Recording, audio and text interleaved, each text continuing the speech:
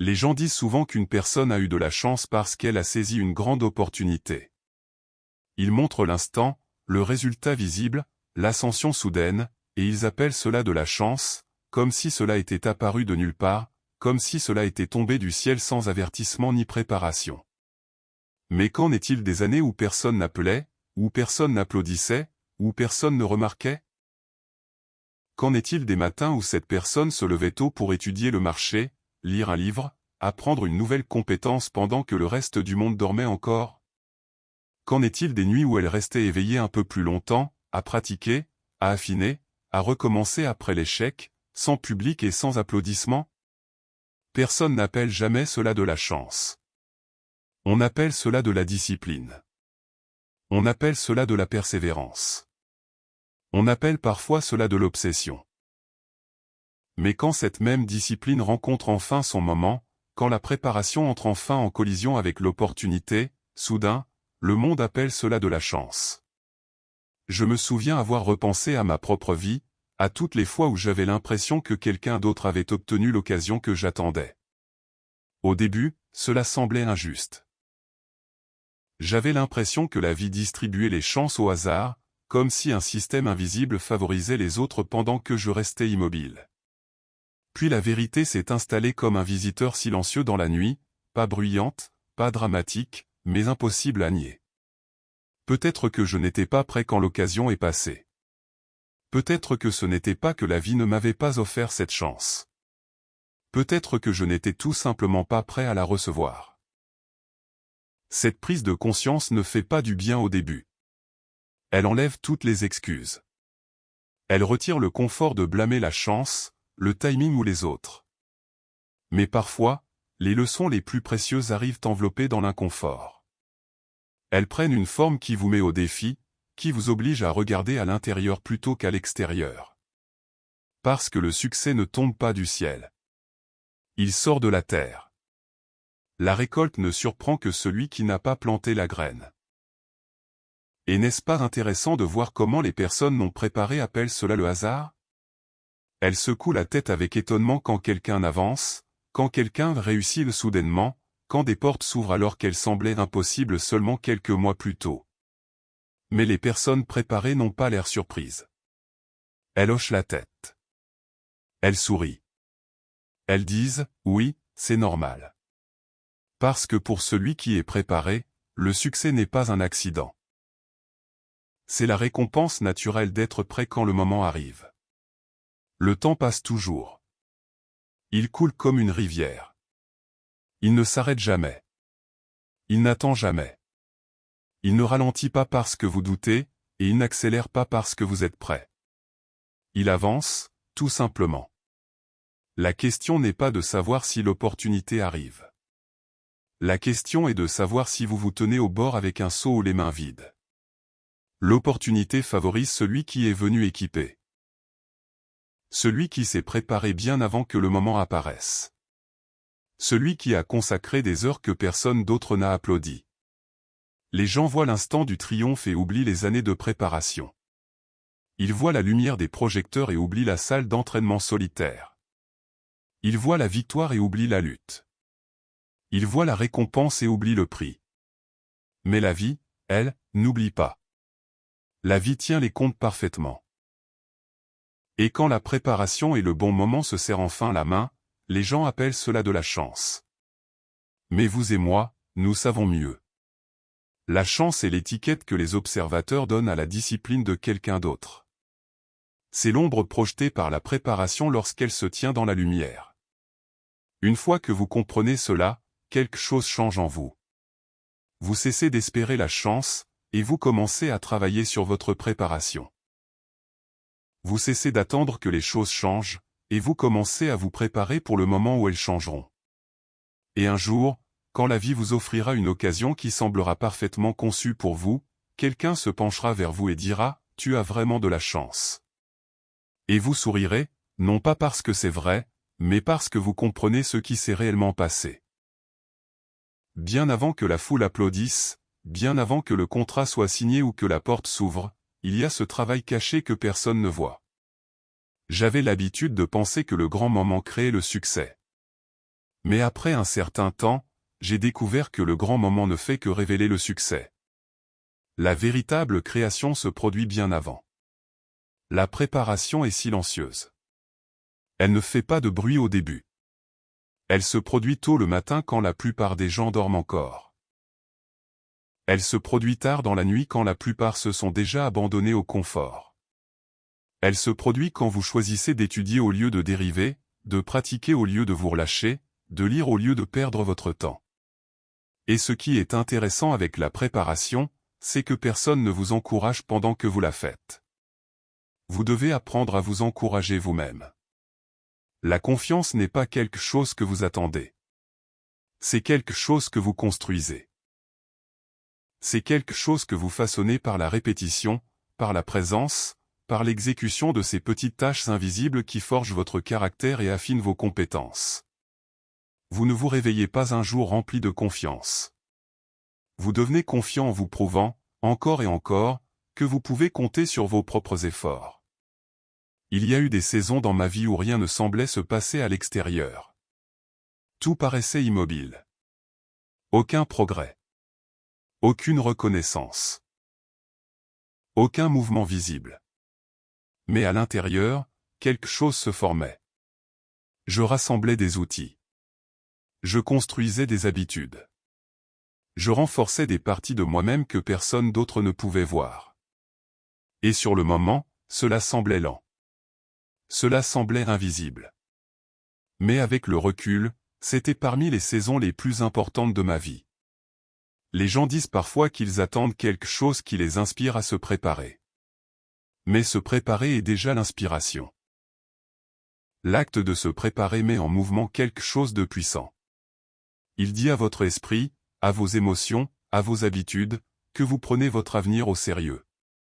Il signale que vous n'espérez plus simplement le changement, mais que vous êtes en train de le construire activement. Il y a une dignité silencieuse dans la préparation. Personne ne voit les heures de pratique, mais tout le monde voit le résultat. Personne ne voit les années d'apprentissage, mais tout le monde voit l'instant de maîtrise. Personne ne voit les disciplines privées, mais tout le monde voit la confiance publique. C'est pour cela que la préparation est un investissement si remarquable.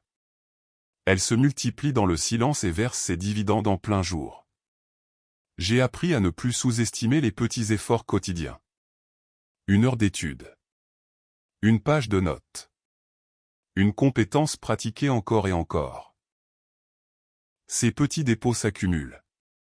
Ils construisent une réserve qui devient inestimable quand la vie vous appelle. Nous admirons tous la personne qui semble répondre rapidement et efficacement quand l'opportunité frappe à la porte. Mais la rapidité ne naît pas dans l'instant. Elle vient d'une préparation lente et constante construite au fil du temps. Alors si vous êtes dans une saison où le téléphone ne sonne pas, où les opportunités semblent lointaines, où le progrès paraît lent, souvenez-vous de ceci. Le travail caché n'est pas un travail vide. Vous construisez votre force. Vous préparez le terrain. Vous devenez la personne capable de porter ce que vous demandez. Et un jour, ces longues heures silencieuses parleront fort en votre faveur. Si la préparation est ce qui fait la différence, alors les habitudes sont les bâtisseurs. Vous ne vous élevez pas au niveau de vos espoirs. Vous vous élevez au niveau de vos habitudes. Chaque jour, ces habitudes façonnent votre avenir, que vous le réalisiez ou non. La lecture quotidienne est devenue l'un de mes tournants. Juste quelques pages le matin. Quelques pages le soir. Rien de dramatique. Rien d'héroïque. Juste de la constance. Et avec le temps, ces pages ont commencé à changer ma façon de penser, ma façon de voir le monde, ma façon d'aborder les problèmes. La lecture étire l'esprit. Elle introduit de nouvelles idées. Elle remet en question les anciennes croyances. Elle vous donne le langage d'un futur que vous n'avez pas encore vécu. Puis il y a l'habitude de revoir ses objectifs. Pas une fois par an. Pas seulement quand cela vous arrange. Mais chaque jour. Parce que l'esprit dérive. La vie distrait. Le monde tire votre attention dans toutes les directions. Mais lorsque vous regardez vos objectifs tous les jours, quelque chose de puissant se produit. Vous restez aligné. Vous restez concentré. Vous vous souvenez de ce que vous êtes en train de construire. Tenir un journal a ajouté une autre dimension. Écrire les choses oblige à la clarté. Cela révèle des schémas. Cela expose des faiblesses. Cela capture des idées avant qu'elles ne disparaissent. Avec le temps, ces pages deviennent une carte de votre évolution.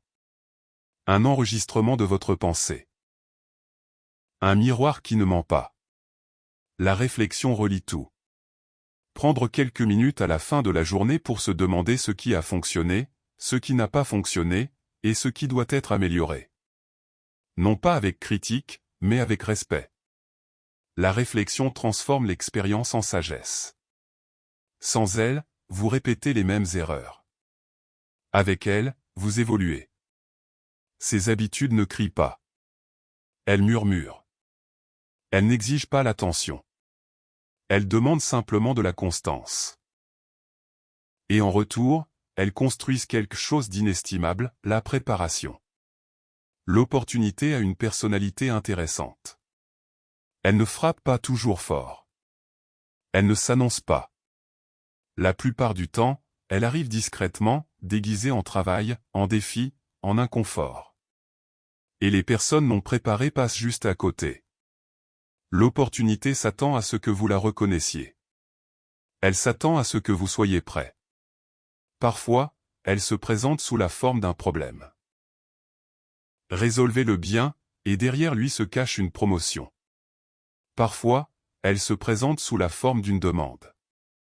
Répondez-y, et derrière elle se cache une relation qui peut changer votre vie. Parfois, elle se présente sous la forme de quelque chose que personne d'autre ne veut faire. Faites-le avec excellence, et quelqu'un le remarquera.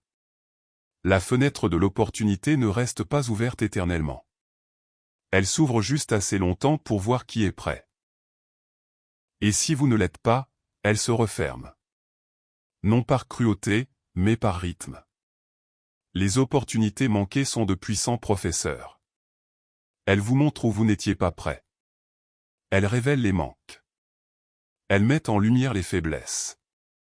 Et si vous acceptez d'apprendre, elles deviennent une direction. La préparation se cumule. Les petits efforts se multiplient avec le temps. Ce qui semble insignifiant aujourd'hui devient puissant demain. 1 heure. 1 page. Une habitude. Répétez chaque jour. Cela construit de l'élan. Cela construit une identité. Cela construit une capacité. La vision doit correspondre à la préparation. Vous ne pouvez pas espérer une vie que vos habitudes ne soutiennent pas. L'alignement est essentiel. Quand vos habitudes, vos compétences et vos objectifs sont en harmonie, quelque chose change. Vous avancez avec intention. Vous agissez avec clarté. Vous ressentez de la confiance, non pas parce que vous êtes arrivé, mais parce que vous savez que vous êtes sur le bon chemin. Et puis, un jour, le moment arrive. Il n'a pas toujours l'air dramatique. Il ne vient pas toujours avec un avertissement. Mais lorsqu'il arrive, quelque chose en vous le reconnaît. C'est ça. C'est pour cela que tout ce travail existait. Et à cet instant, l'hésitation devient la différence. Les non préparés attendent. Les préparés agissent.